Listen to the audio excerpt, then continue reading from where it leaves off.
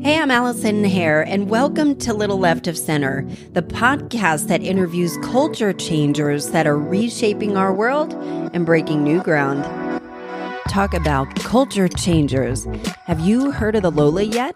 The Lola is the brand new and only women-only co-working space in Atlanta. I got to talk to co-founders Eileen Lee and Martine Resnick and learn more about the groundbreaking community starting here and growing to a city near you. I hope you enjoy it. So I'm so excited to welcome the co-founders of the new Lola. Is it called The Lola? Because I looked up Lola, and you know it's like a tampon Yes, we thing. I'm so curious to learn about it. So we are here with Eileen Lee and Martine Resnick. Thank you so much for being here and being part of my podcast, Little Left of Center. But yes, I'd love to hear from you guys. Tell me, we'll start with you, Martine, because I'm looking at you. Tell me more. Tell me about the Lola. Yeah, hi. Thank you for having us on your podcast. We really appreciate it. We're building a community and a network for women here in Atlanta. We want to better connect women across age ranges, across backgrounds, across industries, really to just support each other, own and tell our stories and kind of rise up together. We're doing that through community and space and then programming and events. We're opening up a new space opposite Pond City Market in the Southern Dairies complex this summer. And that is, it's the first one in Atlanta, right? Yes. So how did this come about? Tell me, Eileen. So I moved here 2.5 years ago from New York and knew that I wanted to start something. My background is very much in community building and very much seeing the power of the community and what it can do for the individuals and the greater group.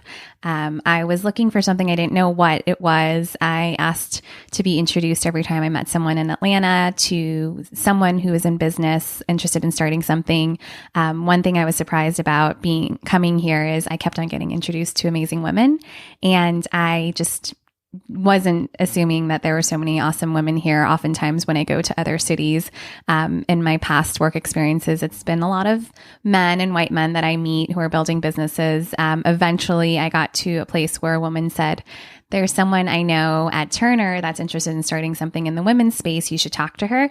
So I just aggressively followed up with that woman to the point where it's funny, we joke around, but from my perspective, I pictured all these women lined up, wanting to work with Martine. And I was like, I need to get to know her. I need to see if this is something that we can do together. And we met. I think it took a little bit of time for Martine to quit her job.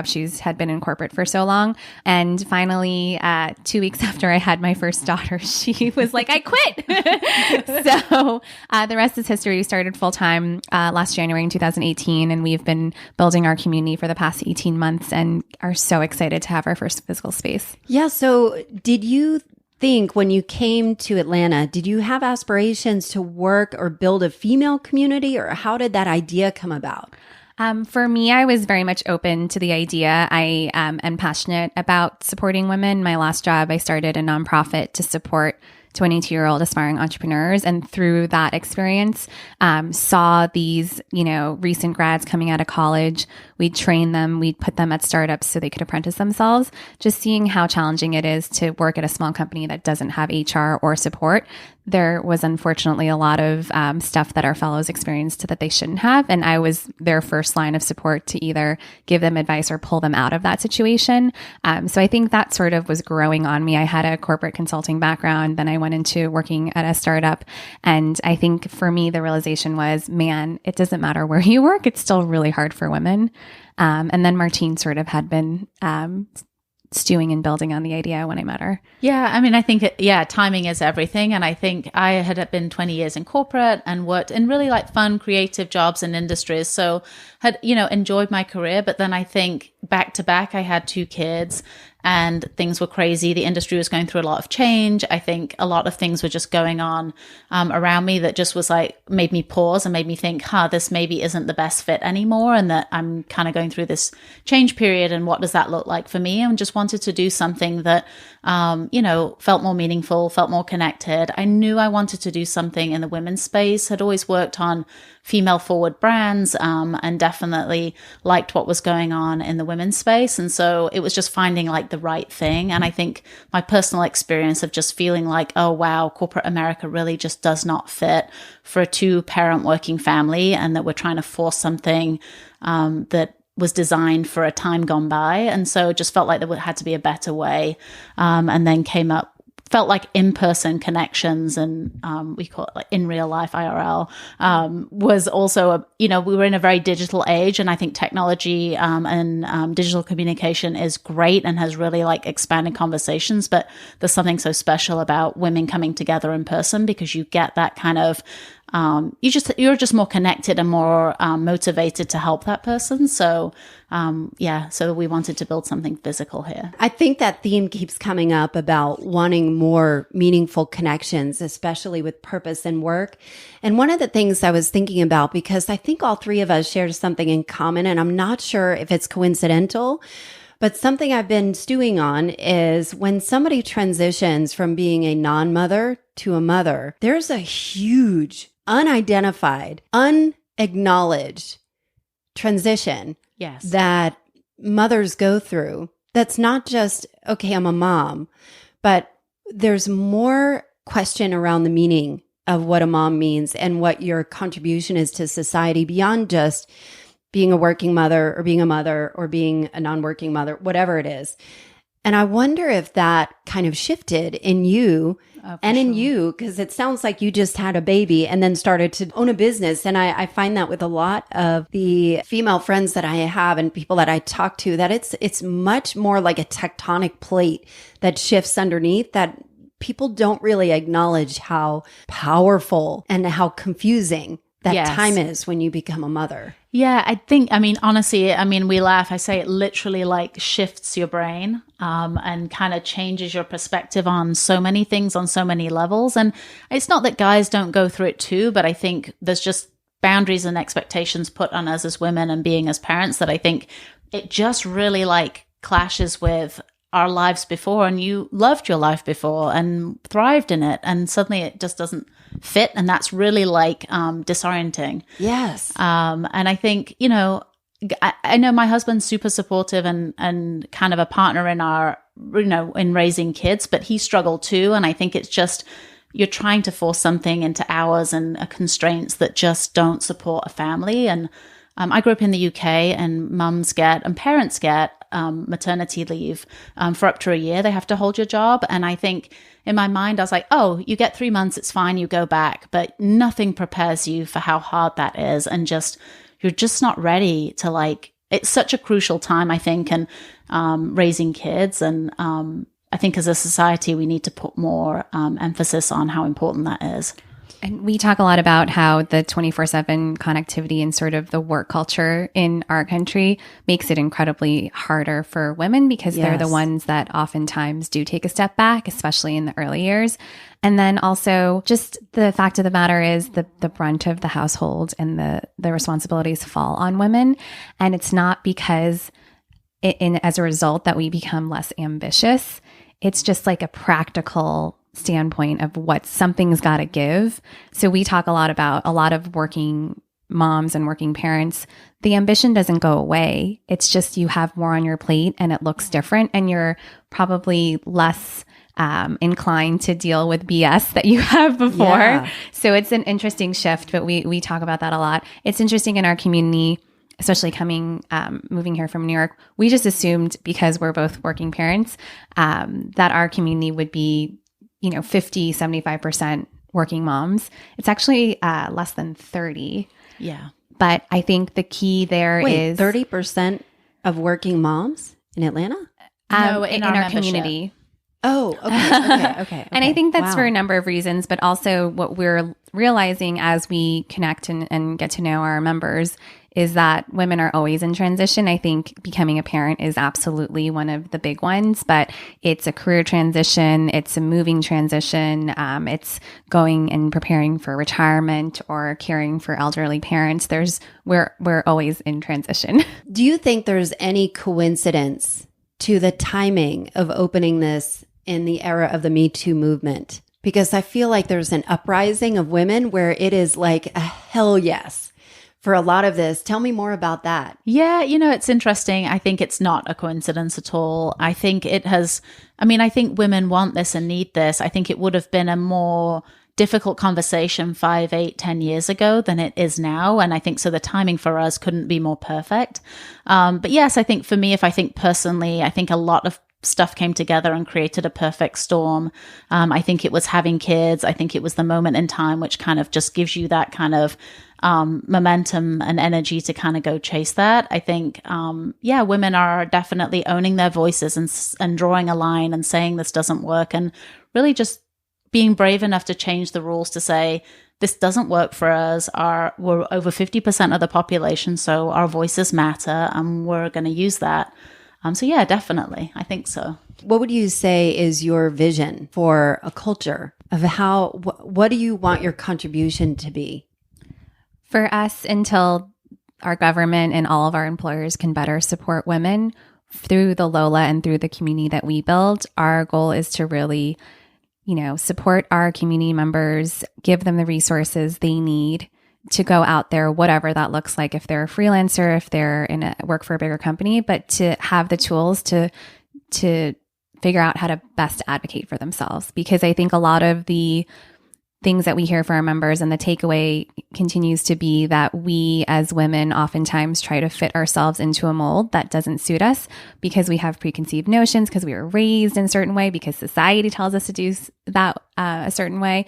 But for us, if we can better shape that work-life integration, that optimal work-life integration or career or meaningful life, that is really truly our goal, because I think women don't give themselves permission to do that, to give themselves time and space to think about what do I really want, what really works for me based on who I am. So to be able to give women that time and space to invest in themselves and then go out there and not only advocate for themselves if it's for a job or a promotion, but for the women behind them, for the generation behind them. It sounds like it's deprogramming and reprogramming. Yeah, for sure. I like that.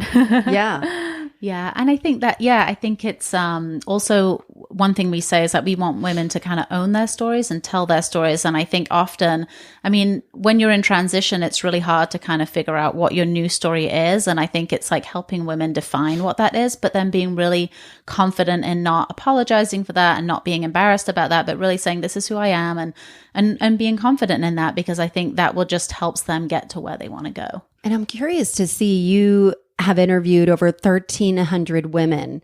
So how has the vision changed before and then interviewing? What did you learn that was super surprising about what women want as you shaped what will eventually become the Lola?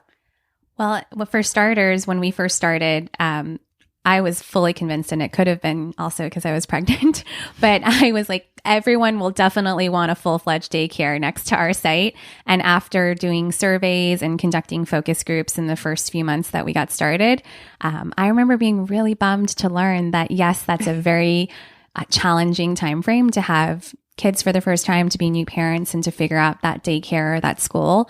But once you do it, you don't want to switch it up. They're not going to want to uproot their kids, understandably. So that was a big learning. And also just learning about how I think Atlanta as a Southeast hub, we assume there are a ton of working women, but there's definitely a variety of working women that come from different areas, because it's kind of the progressive hub where some of them do choose not to have kids. I think we have, and Martine was mentioning our community, you can go to an event and meet someone that's 25 or 75 years old. Another thing that surprised us is the older demographic that we have. We call them the women who are in their encore career, so not quite ready to retire. We brought about a dozen of those women together and asked them, you're clearly adding value to the Lola. What can we do for you? And the answer was unexpected as well. They said that they want to bridge the gap between their generation and the millennial and the younger generation and learn from one another. And we spent hours on that.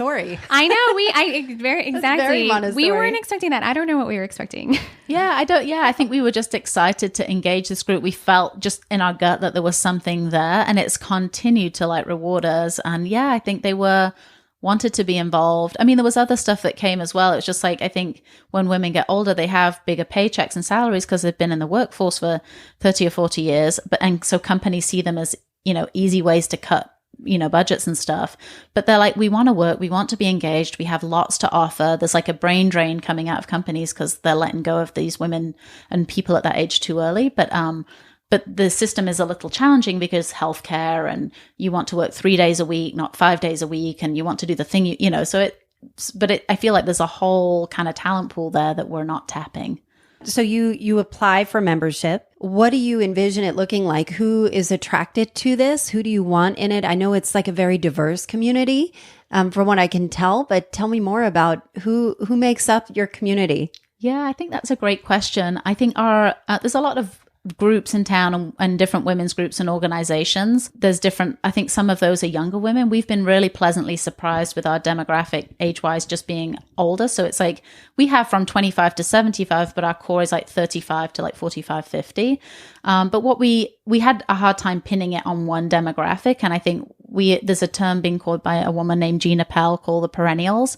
And it's this ever growing, ever blooming, ever changing. So we feel like the common thread that runs between our members is women that feel like they're not the finished product. They want to grow, change, get better, help others, supportive. And so, I mean, gosh, we see some women that should have been like, if you look at like the government's kind of like 65 as retirement, they are not ready. They are 75 going on 25 and ready to go. And that's just so inspiring to us.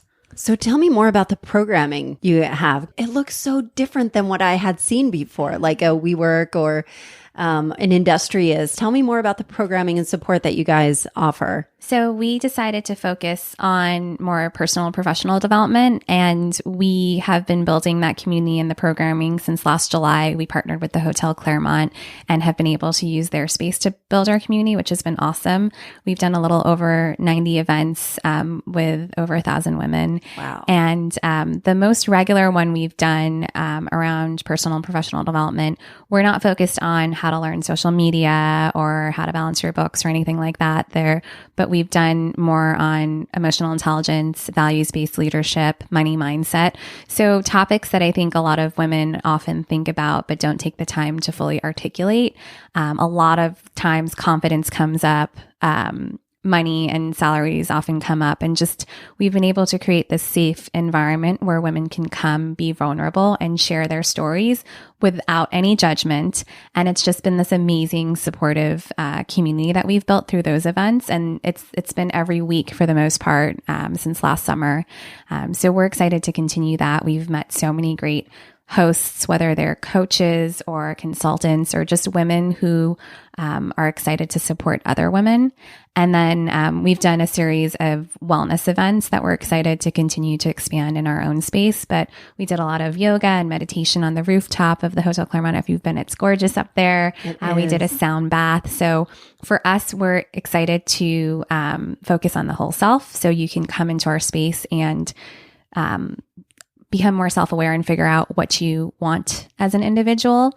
You can take a break and meditate, connect with other members over cocktails, get work done. For us, we want to take in the whole self, not just focus on one aspect or the other. I love that. How did you find people? I know, Martine, you've got a big, strong background in marketing and design. So just to kind of pause for a second, Martine, you've got a background, like I said, in marketing and design, and you sound like you were born an entrepreneur.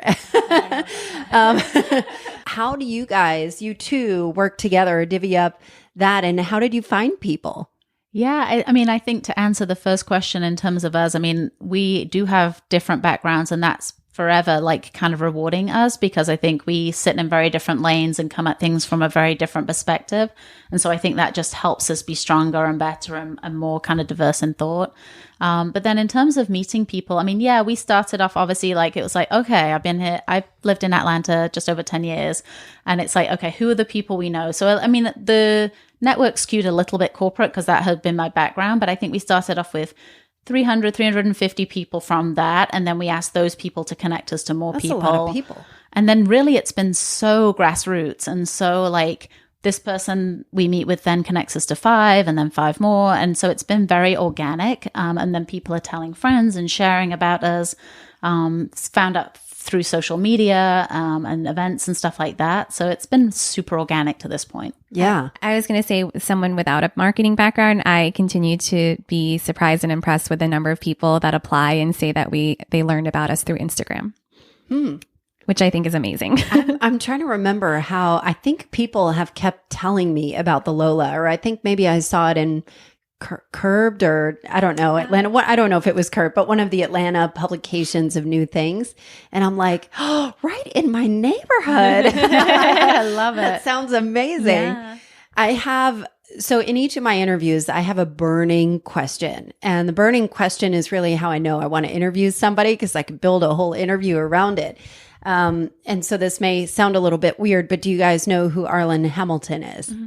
So I'm sure you do. Arlen Hamilton is a trailblazer and one of the only female investors in the VC world out in California. And she has made it her mission to serve minorities.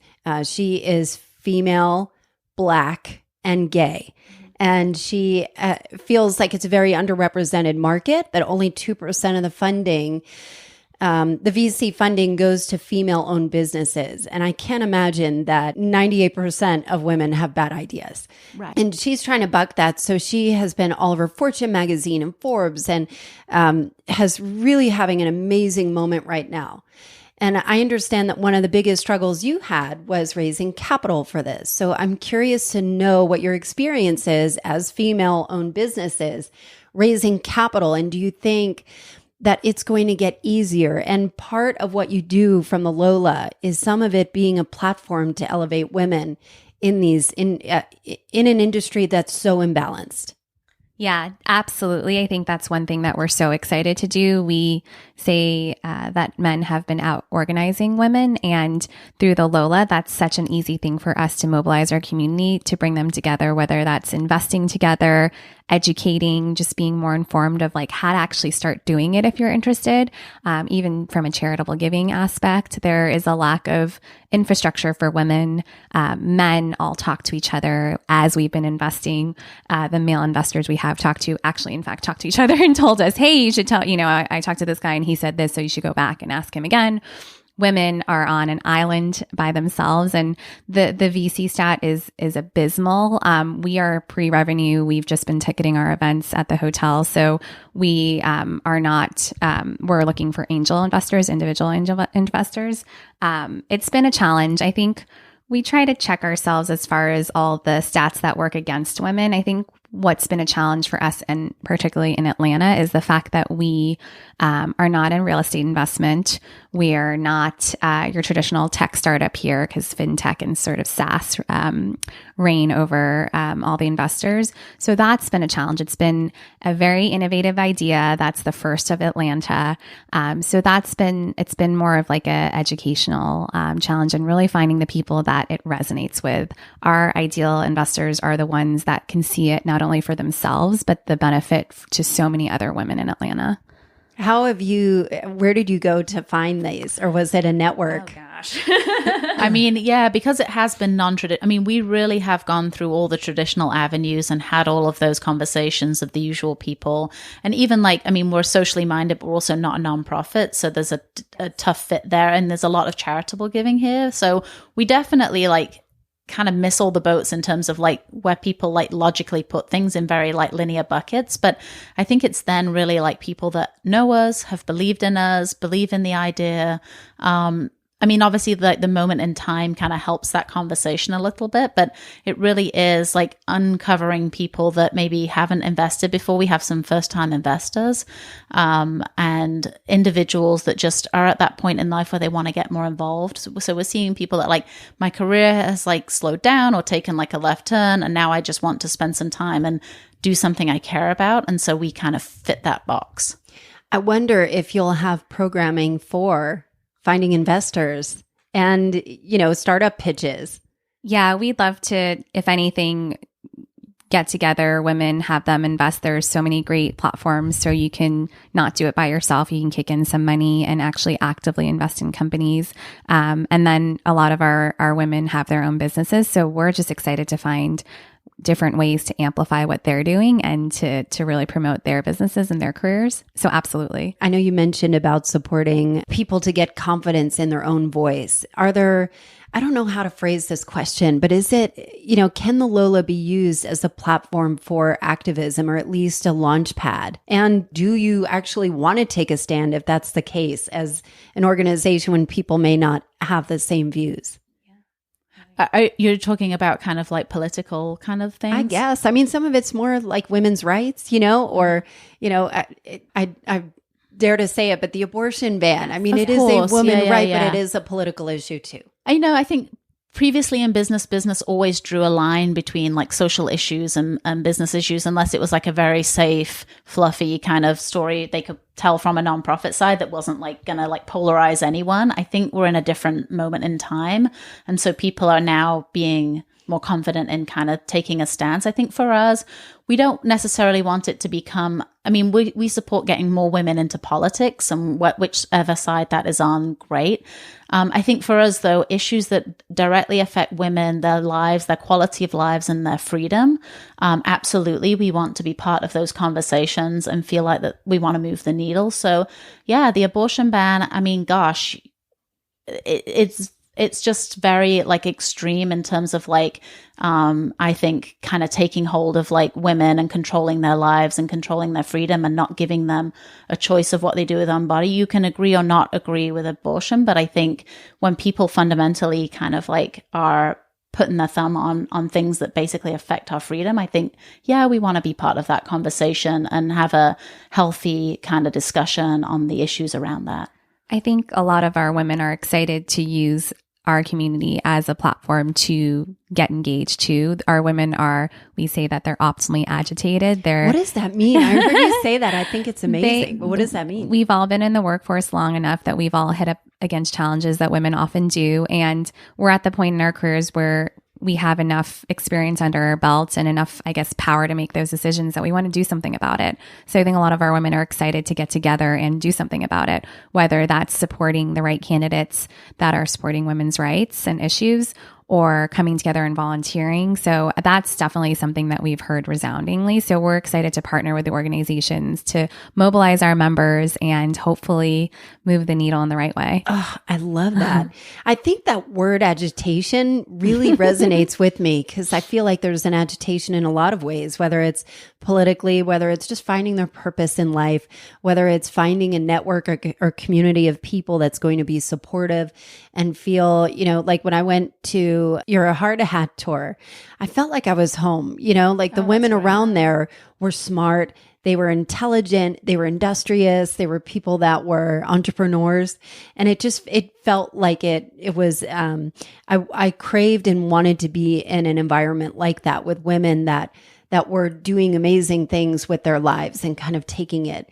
And I'm curious to see who is signing up for membership. Are they freelancers primarily? Are they people who own businesses? What does it look like? Yeah, it's a real good split. I think we definitely have a good section of people that are what we call independent. So whether that's freelance, consultant, remote workers in an entrepreneurial environment, but a good 50% is also corporate women.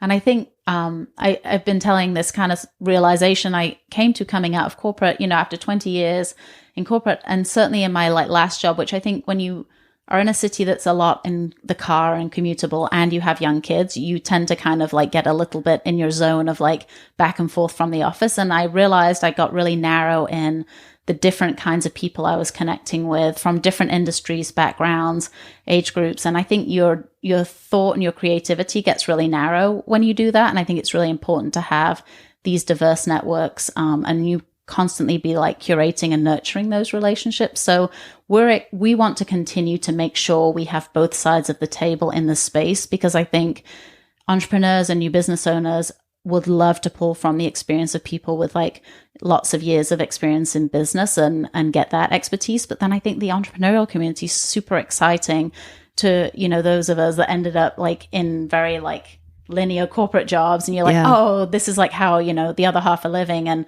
I want to be part of these like fun, energetic startups that are kind of changing the game on stuff. So what about the location? So you chose Old Fourth Ward. Is it because of real estate? Is it because of demographics or metrics? And what is your plan going forward? So we did look at demographics and metrics for sure. If anything, we knew our members, we needed to deliver on having a safe space that was convenient and accessible. We feel so lucky that we're in the location we are. We have a parking lot with free spots. We're right across the street from Pond City Market. When it really comes down to it, the real estate and the landlords we talked to, a lot of them saw us as too risky. We didn't have years of revenue and traction to prove. Yep. So a lot of them really didn't want to consider us as tenants. Our landlord in this space, he seemed to get it. He took interest right away, and he actually came to one of our events and sat in the back and observed, and really was blown away at the caliber of conversations, the vulnerability of the women, the relationships and the connections that were made so quickly. He said after spending 20 minutes in one of our sessions, he said, I don't see how people would ever leave. So that was such an amazing relationship to very fortuitous as well, because the place hadn't even gone on the market. We signed in within days of signing on with a broker. So it was kind of a wild time at the end of last year that it all happened. But when we think about the other spaces that we've seen, it's got everything I think that we'd want in our first location. Yeah, and I think we were intentional about Old Fourth Ward specifically, or somewhere within this vicinity, because we had this partnership with the Hotel Claremont, which was perfect, so we could start building community kind of where we hoped to be. But for us, like, we felt like the diversity of this neighborhood and the location in town said a lot about the brand and who we want to be, and the kind of community we want to be. And so that was important to us to make sure that, especially with our first location, that we were in a very diverse, mixed neighborhood. And then going forward, so what does success look like for you? How do you measure success?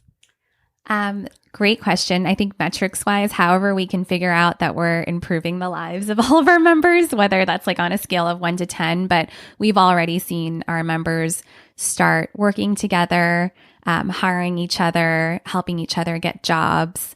Quitting jobs, getting new jobs and getting new jobs. But that's unbelievable, because you're right. Women live on an island. Yeah. And so when you're trying to figure it out, it's hard to kind of reach out to your network and figure out who are the right people to talk to. I've got this issue. It's like the Dames group. I don't know if you're familiar with the Dames group on Facebook.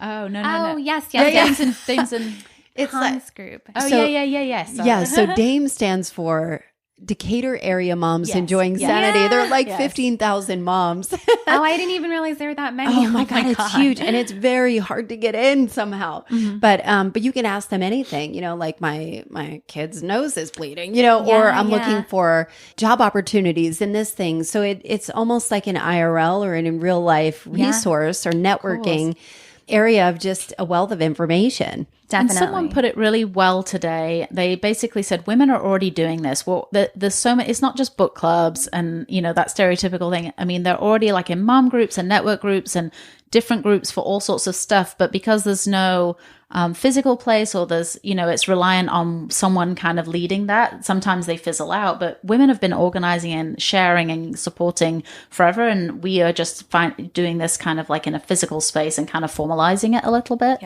So we're excited to kind of pull from all of that energy and bring it to the Lola. Yeah, and I think one of the exciting success stories that you guys have to bring is you two. And I'm curious to know about the fortitude that it took for people saying, no, we don't want you in this space. You don't have proven revenue, or trying to raise capital and understand something that doesn't really fit in a linear box. Yeah. I'm curious to see what your journey was like. At any point were you like, maybe this is the wrong avenue, or how did you know it was right? I think we went into this knowing that we would continue to pivot and that it wouldn't be easy. I think the thing that has set us put us in a strong place is not to take things personally. They're not saying this is a bad idea or it's not going to work because they don't like us personally. We move on until we find the right people. And I think that has really taken us a long way. But Do you think you learned that from the startup community that you had before with the youth? I think so. Tell me the name of it again. Oh, it's called Venture for America. So it's a nonprofit. It's about 40 team members in New York, but we have about a little over 800 fellow and alumni across 18 cities in the U.S. That absolutely, for me, being able to start that and grow that gave me the fortitude for sure, and the resilience, and just being able to have that one experience and then come into this one and say, things are going to be different, and it could not be more different in every which way. But actually just knowing that, having sort of the faith, if you will, and the confidence that we are building something that there is a demand for. It might not be the easiest thing to sell and articulate for people to immediately go, oh, I get it. Especially if we're talking to them. Yeah. You're breaking ground. But we have very supportive spouses that probably don't understand it to the extent that a lot of our members in community do. Right. So we have each other. Trusting in us. They do. And for us, we truly do have the confidence. We're so excited to open our doors and see where this will go. We're, again, open and flexible to how this grows and expands, but absolutely we want to take this to other cities. We see such an opportunity for other cities like Atlanta, where there are brands and there are female forward spaces opening up in New York, San Francisco, London, so all around the world. But those brands, for whatever reason, are not looking at cities like Atlanta. And there are so many other cities that have huge populations of amazing professional women that we want to tap into. Yeah. And I think to kind of follow on from that and add to that, I think because Eileen had a startup background and mine has mostly, I grew up in an entrepreneurial family, but until you're in it, you don't, there's things that you don't know until you know. But I will say that the two big things is working with someone else. And I knew myself well enough to know that I didn't want to get into this on my own. I have 2 young kids. I wanted that kind of sisterhood and support system through this. And that continues. I know for sure that doing it with someone and having that partnership, and that is valuable to me as much as growing the business, is making sure our relationship is strong, because I don't want to be in this on my own. I want to be in this with someone. And that's so rewarding. The other thing is how do you keep, do it even despite the challenges and the setbacks, is it's been really so great to see, just when you get up every day and you put one foot in front of the other and you just keep doing it, suddenly you stand up and you're like, oh, wow, look what we did in We're doing a year. it. Yeah. So you can't, if you get in your head too much and oh my God, this is overwhelming, you just kind of have to just keep going. That's got to be amazing for somebody who may not have done that before, to kind of have that faith and the North Star. And I imagine some of the North Star, maybe some of the companies, the organizations that are doing it in other cities, because I think the first one was in DC. Is that right? In New York, and they're in DC now. It's the same brand. Yeah. Yeah. So when does your facility open? I know they're we haven't announced a date. I would say July for sure. Exciting. How can people get in touch with you? How can people apply if they're interested? They can go to our website, the-lola.com. They can find us on Instagram, the Lola_women, and on Facebook, the Lola_women as well. Yes. And what would you recommend if somebody wanted to start this in their own city if they're not in Atlanta? Oh gosh, definitely. Or can there be franchise opportunities with you guys? Our plan is definitely growth. We want to kind of get our feet under us with this first location and then decide what growth looks like, but multiple cities for sure. We want to kind of build this really strong network across the US and maybe beyond. But if people want to build community and get together in their own cities, I think finding a commonality or a reason to get together, but really just reaching out to people, building something, galvanizing around something that you all believe and care about. And it's amazing. Women will, for us, it's been so easy. Yeah. They will come and they will share. And we've been very open about the idea and collaborating. And people that even might say they're competitive, we're just working together and building together. And so, yeah, you can build community even on a small scale wherever you are. I feel like if I were you guys building this and had that network of women, I would never sleep. I'd be excited all the time because people have such great ideas. So I wanted to thank you, Eileen and Martine, for coming today. I want to thank you for what you're doing for women here in Atlanta and setting an example and being culture changers, because it is time for women to rise. And so I thank you for the support of that. And thank you for being here today. Thank you for having us. Thank you. Sure. Hope you enjoyed it. I loved our chat with Eileen and Martine and hope you did too. I love the thought of building a supportive, creative, and idea-bursting community to help us elevate each other. Links to learn more about the Lola are in the show notes, and I'd love your feedback too. If you liked today's show, please rate, review, and if you care, please share. As always, thank you for listening, and I'll see you next week.